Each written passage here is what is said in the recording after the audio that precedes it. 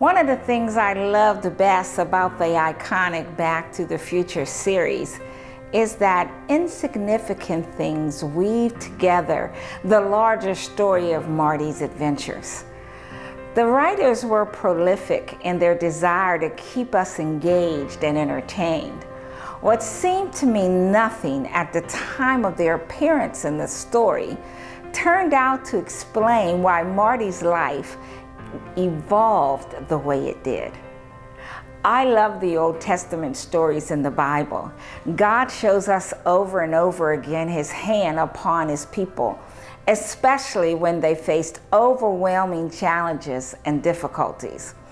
God loves to work behind the scenes, and He uses the most unlikely circumstances to bring about His plan. The book of Esther is one of those that reveal God's tapestry, a story woven together to bring victory to the Jews. The story begins with the opulent feast that lasted 180 days. For 6 whole months, these people partied. King Xerxes supplied only the best food, entertainment, and wine, which of course was served in abundance and without limitations. One can only imagine the drunken stupor of the guests.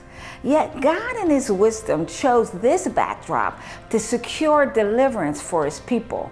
You know the story. Queen Vashti refused to be paraded in front of the king's drunken guests, and he banished her from the kingdom. This opened the door for Esther, a beautiful young virgin girl, to become queen. Esther was schooled by her uncle Mordecai and kept her Jewish nationality a secret. It was the key that God used to entrap the enemies of the Jews. As the story revolves, Mordecai hears about a plot to assassinate King Xerxes, and he informs Queen Esther in order to save his life. Haman, a high official in the king's court, is promoted and gains favor with the king Xerxes. All of the king's officials would bow when Haman passed by as a sign of respect, but because Mordecai was a Jew, he would not bow down. This infuriated Haman, and he hated Mordecai and wanted to punish all the Jews because of him.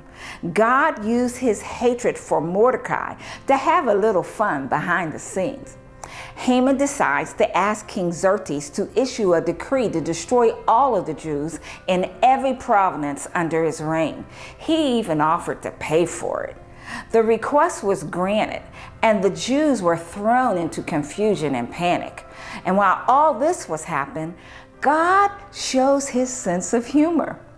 Mordecai sends word to Esther about Haman's plan for the Jews, and after prayer and fasting, she approaches the king and requests that he and Haman come to the banquet that she has prepared. Haman passes Mordecai on his way home, delighted that he has been honored to dine alone with them. But Mordecai's refusal to bow to him makes him angry. His wife and friends suggest that he build a 75-foot sharpened pole to impale Mordecai on it. He agrees to see the king in the morning to ask for his blessing.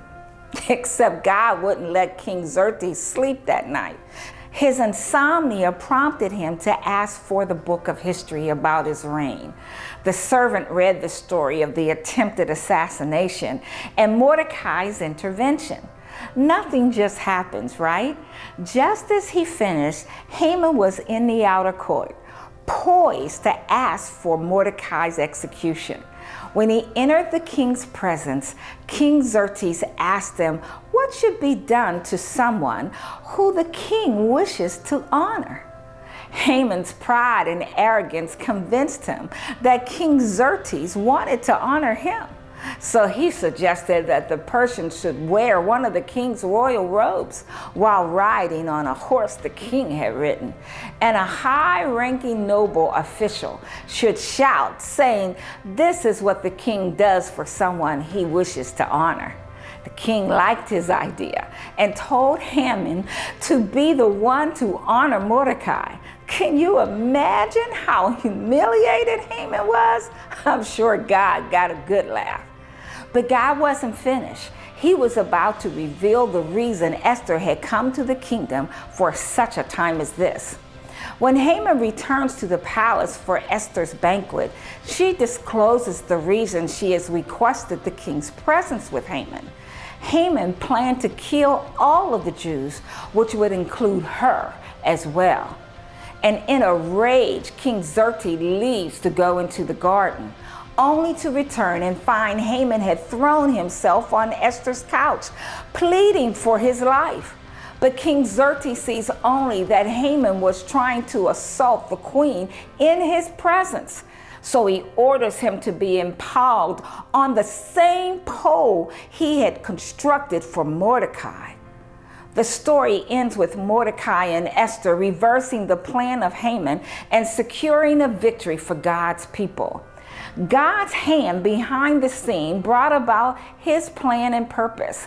God saw the beginning and orchestrated an end that no one could have fathomed.